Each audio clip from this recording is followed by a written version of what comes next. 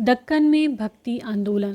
13वीं से 17वीं शताब्दी तक महाराष्ट्र में अनेकानेक संत कवि हुए, जिनके सरल मराठी भाषा में लिखे गए गीत आज भी जन मन को प्रेरित करते हैं। उन संतों में सबसे महत्वपूर्ण थे ज्ञानेश्वर, नामदेव, एकनाथ और तुकाराम तथा सखूबाई जैसी स्त्रियां तथा चोखा मेला का परिवार, जो अस्पृश्य समझे जाने वाली महार जाति का था।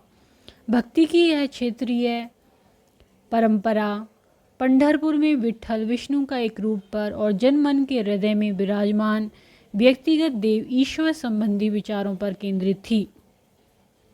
इन संत कवियों ने सभी प्रकार के कर्मकांडों, पवित्रता के ढोंगों और जन्म पर आधारित सामाजिक अंतरों का विरोध किया। यहाँ तक कि उन्होंने संन्यास के विचार को भी ठुकरा दिया और किसी भी अन्य व्यक्ति की तरह रोजी रोटी कमाते हुए परिवार के साथ रहने और विनम्रता पूर्वक ज़रूरतमंद साथी व्यक्तियों की सेवा करते हुए जीवन बिताने को अधिक पसंद किया। उन्होंने इस बात पर बल दिया कि असली भक्ति दूसरों के दुखों को बांट लेना है। इसके एक नए मानवतावादी विचार का उद्भव हुआ, जैसा कि सुप्रसिद्ध गुजराती संत नरसिंह मेहता ने कहा था, वैष्णव जन तो तेने कहिए, पीर पराई जाने रे। महाराष्ट्र के ज्ञानेश्वर, नामदेव, एकनाथ और तुकाराम जैसे वैष्णव संत कवि भगवान विट्ठल के उपासक थे। संत कवि भगवान विट्ठल के उपासक थे। भगवान विट्ठल की आराधना ने बारकारी संप्रदाय को जन्म दिया, जो पंढरपुर की वार्षिक तीर्थ यात्रा पर जोर देता है। विट्ठल संप्रदाय का भक्ति के शक्तिशाली उपादान के रूप में उदय हुआ तथा लोगों में काफ़ी लोकप्रिय हुआ। सामाजिक व्यवस्था पर प्रश्न चिन्ह।